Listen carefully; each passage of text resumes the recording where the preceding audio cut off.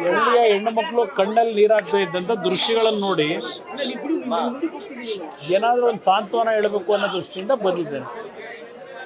ನಾನು ಸರ್ಕಾರಕ್ಕೆ ಹೇಳ್ತಕ್ಕಂಥದ್ದು ಈಗಲೂ ಸಹ ಸಲಹೆಯನ್ನೊಂದು ಆಯಿತು. ಅವತ್ತಿನ ಗಲಾಟಿನಲ್ಲಿ ಯಾರ್ದು ವೈಫಲ್ಯತೆ ಮಗದೊಂದು ನಾನು ಈ ಕ್ಷಣದವರೆಗೂ ಯಾರ ಹೆಸರನ್ನು ಹೇಳಿಲ್ಲ.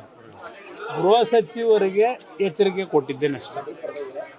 ನೀವು ಸ್ವಲ್ಪ ಮುಂಜಾಗ್ರತೆ ಕ್ರಮ ತಗೊಂಡಿದ್ರೆ ಯಾವುದೂ ಸಮಸ್ಯೆಗಳಾಗ್ತಿರಲಿಲ್ಲ ಅಂತ ಹೇಳಿ. ನನಗೆ ಇಲ್ಲಿ ರಾಜಕೀಯಕ್ಕಿಂತ ಹೆಚ್ಚಾಗಿ ಜನಗಳ ನೆಮ್ಮದಿ ಬೇಕು ನನಗೆ. ಆ ದೃಷ್ಟಿಯಿಂದ ಏನು ನೆನ್ನೆ ಬಂದಿಖಾನೆ ಮುಂದೆ ಕಣ್ಣಲ್ಲಿ ನೀರಾಗ್ತಾ ಇದ್ದ ದೃಶ್ಯ ಹಿನ್ನೆಲೆಯಲ್ಲಿ ಇವತ್ತು ಬಂದಿದ್ದೇನೆ. ಕೆಲವು ಮನೆಯಿಂದ ಇನ್ನೂ ಹೋದಂಥವ್ರು ಬಂದಿಲ್ಲ, ಜೈಲಲ್ಲಿದ್ದಾರೆ, ನಿಜವಾದ ಬಡತನದಲ್ಲಿದ್ದಾರೆ. ಯಾವ ಕುಟುಂಬಕ್ಕೆ ಆಧಾರ ಆಗಿದ್ರು ಅಂಥ ಕುಟುಂಬಗಳ ಒಂದು ಪಟ್ಟಿ ಮಾಡಲಿಕ್ಕೆ ಹೇಳಿದ್ದೆ. ಅದ್ರ ಮೇಲೆ ಕೆಲವರಿಗೆ ಸ್ವಲ್ಪ ನನ್ನ ಕೈಲಾದ ಮಟ್ಟ ಆರ್ಥಿಕ ಸಹಾಯ ಮಾಡಿದ್ದೇನೆ. ಸರ್ಕಾರದಿಂದ ಕೊಡ್ತೀವಿ ಅಂತಿದ್ದಾರೆ. ಅವ್ರು ಇನ್ನೂ ಅದು ಫಾರ್ಮ್ಯಾಲಿಟೀಸ್ ಇನ್ನೂ ಏನೇನು ಮಾಡ್ಕೋತಾರೋ ಅದು ಅವ್ರಿಗೆ ಸೇರಿದ್ದು. ಆದರೆ ನಾನು ಈ ಸಂದರ್ಭದಲ್ಲಿ ಮಾಧ್ಯಮದ ಸ್ನೇಹಿತರ ಮುಖಾಂತರ ಸರ್ಕಾರಕ್ಕೆ ಮನವಿ ಮಾಡ್ತಕ್ಕಂಥದ್ದು ಆಗಿದ್ದಾಗೋಗಿದೆ. ಇಲ್ಲಿ ಪುನಃ ಈ ಮುಗ್ಧ ಜನರನ್ನು ಮತ್ತೆ ಊರಿಗೆ ಹೋಗಿ ಮನೆ ಬಿಟ್ಟು ಹೋಗಿರ್ತಕ್ಕಂಥವ್ರನ್ನ ಬಂದು ಅವರ ಪ್ರತಿನಿತ್ಯ ಜೀವನ ಸಾಗಿಸ್ಲಿಕ್ಕೆ ನಾನೇನು ಮನವಿ ಮಾಡ್ತಾ ಇದ್ದೇನೆ. ನಾನು ಹಿರಿಯ ಅಧಿಕಾರಿಗಳಿಗೂ ಮನವಿ ಮಾಡಿದ್ದೇನೆ. ಇಲ್ಲಿ ಅವರಿಗೆ ಅರೆಸ್ಟ್ ಮಾಡಿ ಜೈಲಲ್ಲಿರ್ತಕ್ಕಂಥದ್ದು ಒಂದು ಭಾಗ, ಮತ್ತೆ ಇದನ್ನು ಮುಂದುವರಿಸ್ತಕ್ಕಂಥ ಕೆಲಸ ಮಾಡಬೇಡಿ ಅಂತ ಹೇಳಿದೆ.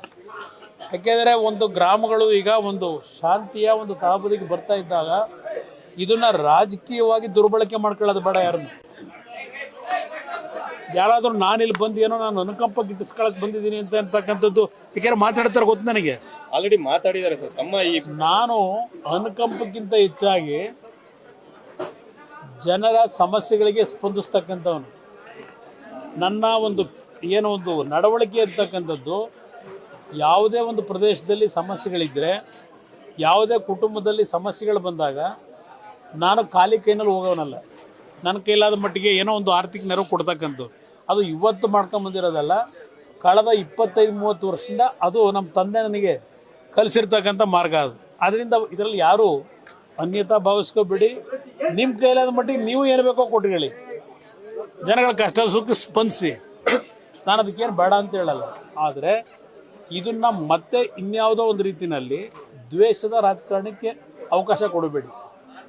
ಇಲ್ಲಿಗೆ ಸಾಕು. ನಿಮ್ಮ ತಪ್ಪಿನಿಂದ ಇವತ್ತು ಈ ಘಟನೆ ನಡೆದಿದೆ. ಆದ್ದರಿಂದ ಇವತ್ತು ಫರ್ದರು ಮತ್ತೆ ಯಾರನ್ನು ಅರೆಸ್ಟ್ ಮಾಡ್ತಕ್ಕಂಥದ್ದು ಅನವಶ್ಯಕ. ಈಗ ಎರಡೂ ಸಮಾಜಗಳು ಒಂದು ನೆಮ್ಮದಿಯಿಂದ ಇರಬೇಕು ಅಂತಕ್ಕಂಥದ್ದು ಬೈಕೆ ಇಟ್ಕೊಂಡಿದ್ದಾರೆ.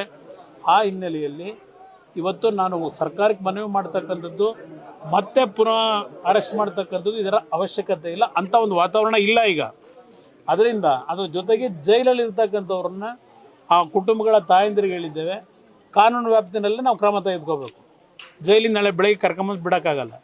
ಕಾನೂನು ವ್ಯಾಪ್ತಿಯೊಳಗೆ ಜಾಮೀನು ಕೊಡಿಸ್ಲಿಕ್ಕೆ ಏನು ಕ್ರಮ ತೆಗೆದುಕೋಬೇಕು ಆ ನಿಟ್ಟಿನಲ್ಲಿ ಕೆಲವು ಅಡ್ವೊಕೇಟ್ಗಳ ಮುಖಾಂತರ ಕಾನೂನು ವ್ಯಾಪ್ತಿನಲ್ಲಿ ಹೋರಾಟ ಮಾಡಬೇಕು, ಮಾಡೋಣ. ಸರ್, ಈ ಘಟನೆ ಆದ್ಮೇಲೆ ತಾವು 2ನೇ ಬಾರಿ ಬರ್ತಾ ಇರುವಂಥದ್ದು ಸರ್. ಇದನ್ನ ಈಗ ಸಚಿವರು ಪ್ರಶ್ನೆ ಮಾಡಿರುವಂಥದ್ದು, ಸಂಸದರ ಕೆಲಸವನ್ನ ಬಿಟ್ಟು ಇಲ್ಲಿ ಬರ್ತಾ ಇದ್ದಾರೆ. ಸಂಸದರ ಕೆಲಸ ಏನು? ಸಂಸದರು ಡೆಲ್ಲಿಯಲ್ಲಿ ಆರಾಮಾಗಿರ್ಬೇಕು ಅಂತಲ್ಲ ಸಂಸದರ ಕೆಲಸ. ರಾಜಕೀಯ ಮಾಡೋದಕ್ಕೆ ಇಲ್ಲಿ ಜನಪ್ರತಿನಿಧಿ, ನಾನು ಮಂಡ್ಯ ಜಿಲ್ಲೆ ಜನಪ್ರತಿನಿಧಿ. ನಾನು ಜನಗಳ ಕಷ್ಟ ಬಗೆಹರಿದೇ ಇದ್ದಾಗ ಬರಲೇಬೇಕಲ್ವೇ? ಈಗ ನಾನು ಬರೀ ಮಂಡ್ಯ ಜಿಲ್ಲೆಯಲ್ಲಿ ಓಡಾಡ್ತಾ ಇದ್ದೀನಾ? ಇಲ್ಲಿಂದ ಮೊನ್ನೆ ದೆಹಲಿಗೆ ಹೋಗಿ ದೆಹಲಿಯಲ್ಲಿ ಕ್ಯಾಬಿನೆಟ್ ಮೀಟಿಂಗ್ ಮುಗಿಸಿ, ಕ್ಯಾಬಿನೆಟ್ ಮುಗಿದ ನಂತರ 2 ಕಾನ್ಫರೆನ್ಸ್ಗಳಲ್ಲಿ ನಮ್ಮ ಸ್ಟೀಲ್ ಇಲಾಖೆಯಲ್ಲಿ, ಉಕ್ಕು ಇಲಾಖೆಯಲ್ಲಿ ಇದ್ದಂಥ 2 ಪ್ರಮುಖ ಕಾರ್ಯಕ್ರಮಗಳು, ಹೆವಿ ಇಂಡಸ್ಟ್ರಿನಲ್ಲಿ ಇದ್ದಂಥ ಒಂದು ನಮ್ಮ ಫೇಮ್ 2ನ ಯಶಸ್ವಿಯ ಹಿನ್ನೆಲೆಯಲ್ಲಿ ಕಾರ್ಯಕ್ರಮಗಳು, ಅದೆಲ್ಲವನ್ನು ಮುಗಿಸಿ ಮೊನ್ನೆ ದಿನ ಛತ್ತೀಸ್ಗಢಕ್ಕೆ ಹೋದೆ. ಛತ್ತೀಸ್ಗಢದಲ್ಲಿ 2 ದಿನ ಅಲ್ಲಿಯ ನಮ್ಮ ಇಲಾಖೆಗೆ ಸಂಬಂಧಪಟ್ಟಂಥ ಪರಿಶೀಲನಾ ಸಭೆಗಳನ್ನು ನಡೆಸಿದ್ದೇನೆ. ಬಿಲಾಸ್ ಸ್ಟೀಲ್ ಪ್ಲ್ಯಾಂಟ್ಗೆ ಹೋಗಿದ್ದೇನೆ, ನಾಗನಾರ್ ಸ್ಟೀಲ್ ಪ್ಲ್ಯಾಂಟ್ಗೆ ಭೇಟಿ ಕೊಟ್ಟಿದ್ದೇನೆ. ಏನೇನು ಕ್ರಮಗಳಾಗಬೇಕು ಅನ್ನೋದಕ್ಕೆ ಚರ್ಚೆ ಮಾಡಿ ಬಂದು ನಿನ್ನೆ ಮತ್ತೆ ನಿನ್ನೆ RINL ಒಂದು ಕಾರ್ಖಾನೆ ಓಪನ್ ಮಾಡ್ತಕ್ಕಂಥ ನಿಟ್ಟಿನಲ್ಲಿ ಕೆಲವು ಸಭೆಗಳು ಮಾಡಿದ್ದೇನೆ. ನಿನ್ನೆಯೂ ಸಹ ಕೆಲವು ಕಾರ್ಯಕ್ರಮದಲ್ಲಿ ಭಾಗವಹಿಸಿದೆ. ಇವತ್ತು ಬೆಳಗ್ಗೆ ಮುಂಬೈಗೆ ಹೋಗಿ ಮುಂಬೈನಲ್ಲಿ ಸಸ್ಟೈನಬಿಲಿಟಿ ಸ್ಟೀಲ್ ಬಗ್ಗೆ ಏನು ಕಾನ್ಫರೆನ್ಸ್ ಇತ್ತು, ಆ ಸಭೆ ಮುಗಿಸಿ ಈಗ ಇಲ್ಲಿ ಬಂದಿದ್ದೇನೆ. ಬೆಳಗ್ಗೆ ನಾನು 9:09 ಗಂಟೆಗೆ ಮುಂಬೈನಲ್ಲಿ ಇಳಿದಾಗ ವಿಮಾನ ನಿಲ್ದಾಣದಲ್ಲಿ KM ದೊಡ್ಡಿ ಹತ್ರ ಒಂದು ಆಕ್ಸಿಡೆಂಟು, ಯಾರೋ ಒಂದು ಮರಣ ಹೊಂದಿರತಕ್ಕಂಥ ಕೊನೆಯ ದರ್ಶನ ಪಡೀಲಿಕ್ಕೆ ಒಂದು ನಮ್ಮ ಇದರ ಟೆಂಪೋ ಟ್ರ್ಯಾಕು ಎಲ್ಲ ಹೋಗಿದ್ದಾರೆ. 30 ಜನ ಅಪಘಾತದಲ್ಲಿ ಈಡಾಗಿ ಫೋನ್ ಬಂತು ನನಗೆ KM ದೊಡ್ಡಿಯಿಂದ. ತಕ್ಷಣ DC SP ಅವ್ರಿಗೆ ಟ್ರೈ ಮಾಡಿ, DHO ಫೋನ್ ಮಾಡಿ, ಅಲ್ಲಿಂದಲೇ ಬಾಂಬೆಯಿಂದಲೇ ಆಂಬುಲೆನ್ಸ್ ಸಿಗ್ತಾ ಇಲ್ಲ ಅಂತೇಳಿ ಕೆಲವರು ಗಾಬರಿ ಆದರು. ತಮ್ಮಣ್ಣವರು ಮಾತನಾಡಿದೆ. ತಮ್ಮಣ್ಣವರು 3-4 ಆಂಬುಲೆನ್ಸ್ಗಳನ್ನು ಸಿದ್ಧ ಮಾಡಿದ್ರು. DC ಅವರು ಮತ್ತು SP ಅವರು ಹೋಗಿ ಭೇಟಿ ಮಾಡಿದ್ರು. ಆಮೇಲೆ ನಾನು ಫೋನ್ ಮಾಡಿದ ನಂತರ ನಾನು ಎಲ್ಲೇ ಇದ್ದರೂ ಮಂಡ್ಯದಲ್ಲಿ ಏನಾದರೂ ಸಣ್ಣ ಪುಟ್ಟ ಘಟನೆಗಳಾದಾಗ ಅದಕ್ಕೆ ಸ್ಪಂದಿಸಬೇಕಾದಂಥದ್ದು ನನ್ನ ಧರ್ಮ. ಆ ಕೆಲಸ ಮಾಡ್ತಿದ್ದೇನೆ. ಇಲ್ಲೇನು ರಾಜಕೀಯ ಮಾಡ್ಲಿಕ್ಕೆ ನಾನು ಬಂದಿಲ್ಲ. ಸರ್, ಸಚಿವರು ನೇರವಾಗಿ ಹೇಳೋದೇನಂದ್ರೆ ಇದು ಶಾಂತವಾಗಿದೆ, ಕೆಲವು JDS ನವರು ಕುಮ್ಮಕ್ಕು ಕೊಡ್ತಿದ್ರು, ಅದಕ್ಕೆ ಸಂಸದರು ಎಲ್ಲಿ ಈಗ ಯಾವ ಕುಮ್ಮಕ್ಕಾಗಿದೆ? ಎಲ್ಲಿ ಕುಮ್ಮಕ್ಕೆ ಯಾವಾಗ ಆಗಿದೆ? ಅವತ್ತು ವಿಸರ್ಜನೆ ಮಾಡೋ ದಿವಸ ಮೆರವಣಿಗೆ ಹೋಯ್ತಲ್ಲ, ಅದರಲ್ಲಿ JDSನವ್ರ ಪಾತ್ರ ಇದೆಯಾ? ಯಾರು ಕುಮ್ಮಕ್ಕೆ ಕೊಟ್ಟವರು? ನೀವುಗಳೇ ಅವತ್ತು ರಾತ್ರಿ ಹೋಲ್ ಡೇ ಒಂದು ರಾತ್ರಿ ಎಲ್ಲ ತೋರಿಸಿದ್ರಿ. ಅದಕ್ಕೆ JDSನವ್ರು ಬೆಂಕಿ ಹಚ್ಚಿ ಅಂತ ಹೇಳಿದ್ರಾ? ಯಾತಕ್ಕೆ ಆ ಘಟನೆ ಆಯಿತು? ಯಾತಕ್ಕೆ ಕರ್ತವ್ಯದಲ್ಲಿದ್ದಂಥ ಪೊಲೀಸ್ ಕಾನ್ಸ್ಟೇಬಲ್ಗಳನ್ನು ಇಲ್ಲಿಂದ ಊಟಕ್ಕೆ ಅಂತೇಳಿ ಯಾಕೆ ಕಳಿಸಿದ್ರು? ನೀವುಗಳೇ ಮಾಡಿದಿರಿ ಮಾಧ್ಯಮದಲ್ಲಿ ಎಲ್ಲ ವಿಷಯಗಳನ್ನ. ರಾಜಕಾರಣ ಮಾಡಿದಾರೆ ಯಾರು? ಅವತ್ತು ಬಂದಾಗಲೂ ಸಹ ನಾನು ರಾಜಕೀಯ ಮಾಡೋದನ್ನ ಯಾರ ಬಗ್ಗೆ ಏನಾದರೂ ಆಪಾದನೆ ಮಾಡಿದ್ದೀನಾ? ಗೃಹ ಸಚಿವರ ವೈಫಲ್ಯದ ಬಗ್ಗೆ ಹೇಳಿದ್ದೇನೆ. ಎರಡೂ ಸಮಾಜಗಳ ಬಗ್ಗೆ ಅಲ್ಲಾಗಿರ್ತಕ್ಕಂಥ ಅನಾಹುತಗಳನ್ನು ಸ್ಪಾಟ್ ಇನ್ಸ್ಪೆಕ್ಷನ್ ಮಾಡಿ ಎರಡೂ ಸಮಾಜಗಳಿಗೂ ಆರ್ಥಿಕ ನೆರವು ಕೊಟ್ಟಿದ್ದೇನೆ. ಮತ್ತು ಬೆಂಕಿ ಹಚ್ಚ ಕೆಲಸ ಮಾಡೋದನ್ನ ನೆಮ್ಮದಿಯಿಂದ ಇರಿ ಅಂತಕ್ಕಂಥ ಹೇಳೋದೆ. ಈಗಲೂ ಸಹ ಈ ಊರಿನಲ್ಲಿರ್ತಕ್ಕಂಥ ಗಾಬರಿ. ನೆನ್ನೆ ಟಿ ವಿಲಿ ನೋಡಿದೆ, ನಿಮ್ಮ ಒಂದು ವರದಿಗಳ ಮೇಲೆ ಆ ಕುಟುಂಬಗಳ ಒಂದು ಸಾಂತ್ವನ ಹೇಳಬೇಕಲ್ಲ, ಧೈರ್ಯ ತುಂಬಬೇಕಲ್ಲ. ಇಲ್ಲಿ ರಾಜಕೀಯ ಮಾಡೋಕ್ಕೆ ಬಂದಿದ್ದೀನಿ ನಾನು. ಆ ಕುಟುಂಬಗಳ ದಿನ ಊಟ ಮಾಡಬೇಕಾದ್ರೆ ಕಣ್ಣಲ್ಲಿ ನೀರಾಗ್ತಾರೆ.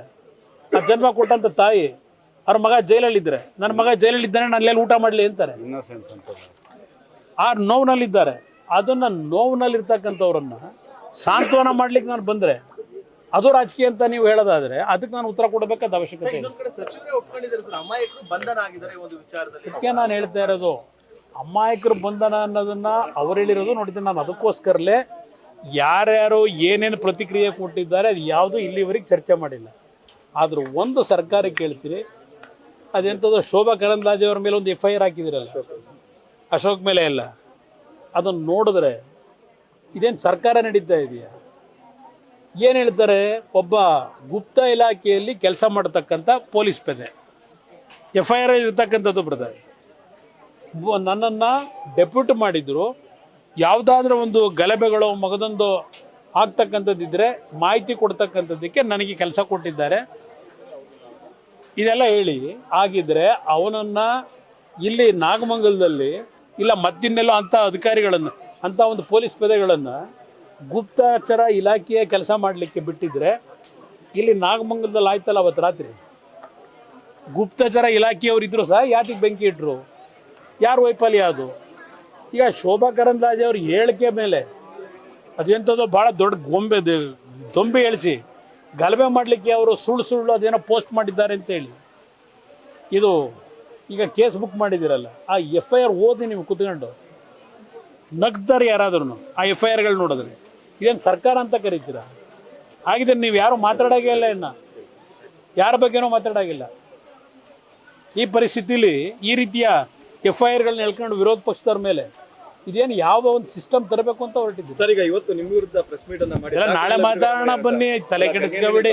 ಅದು ಯಾವ ಅಳಸಲ್ ಕತೆ, ಅದ್ರೊಳಗೆ ಸಬ್ಜೆಕ್ಟೇ ಏನಿಲ್ಲ, ನನಗೆ ಸಂಬಂಧ ಇಲ್ಲದೆ ಇರೋದು. ಚರ್ಚೆ ಮಾಡೋಣ. ಯಾರು ಸಹಿ ಮಾಡವ್ರೆ? ಓಲಿ ಕೃಷ್ಣ ಬೈರೇಗೌಡರು ಪಾಪ ಫಾರಿನಲ್ಲಿ ಓದ್ಕೊಂಬಂದಿರೋರು. ನಾವಾದರೂ ಹಳ್ಳಿಲಿ ಓದಿರೋರು, ಹಳ್ಳಿ ಸರ್ಕಾರಿ ಶಾಲೆಯಲ್ಲಿ ಓದ್ಕೊಂಬಂದಿರೋರು ನಾವು. ನಾಳೆ ಬೆಳಗ್ಗೆ ಡೀಟೇಲ್ ಮಾತಾಡೋಣ. ಇದು ಡೈವರ್ಷನ್ ಆಗೋದು ಬೇಡ. ನಾಗಮಂಗಲದ ಇಶ್ಯೂ ಡೈವರ್ಷನ್ ಆಗೋದು ಬೇಡ.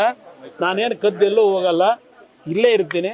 ನಾಳೆ ಮೈಸೂರಿನಲ್ಲಿ ಸಭೆಗೇನು ಬರ್ತೀನಿ, ಅಲ್ಲಿ ಡೀಟೇಲ್ ಚರ್ಚೆ ಮಾಡಿ. ಬೇರೆ ಹೆಸರಲ್ಲಿ ಇದಾಗಿದೆ ಅನ್ನೋದು ಹೇಳಿದ್ರು. ಮೈಕ್ರೋ ಫೈನಾನ್ಸ್ ನಾನೇನು ಹಣ ಮಾಡಲಿ? ಈಗ ಸರ್ಕಾರ ಕ್ರಮ ತೆಗೆದುಕೋಬೇಕಲ್ಲ. ಜಿಲ್ಲೆನಲ್ಲಿ ಹಾವಳಿ ಜಾಸ್ತಿ ಆಗಿದೆ ಅಂತ. ಗೊತ್ತಾಯ್ತು. ಅದಕ್ಕೋಸ್ಕರಲೇ ನಾನು 2018 ಮುಖ್ಯಮಂತ್ರಿ ಇದ್ದಾಗ ಕೆಲವರು ಖಾಸಗಿಯವ್ರ ಹತ್ರ ಸಾಲ ಮಾಡಿ ಆ ಚಕ್ರ ಬಡ್ಡಿ ಇದೆಲ್ಲ ಹಾಕಿ ಜೀವನ ಹಾಳು ಮಾಡ್ತಾ ಇದ್ರಲ್ಲ. ಒಂದು ಬಾರಿ ಈ ಸಣ್ಣ ಸಣ್ಣ ಮೈಕ್ರೋ ಫೈನಾನ್ಸಿಯರ್ಸ್ ಇರ್ಬೋದು, ಈ ವಿಷಯಗಳಲ್ಲಿ ಒಂದು ಬಾರಿ ಆ ರೀತಿಯ ಸಾಲ ಪಡೆದಂಥವ್ರು ಮನ್ನಾ ಆಗಬೇಕು ಅಂತೇಳಿ ತೀರ್ಮಾನ ತಗೊಂಡಿದ್ದೆ. ನನ್ನ ಸರ್ಕಾರ ಹೋದ್ಮೇಲೆ ಅದು ಅಲ್ಲಿಗೆ ಬಿದ್ದೋಯ್ತು. ನಾನೇನು ಮಾಡಲಿ?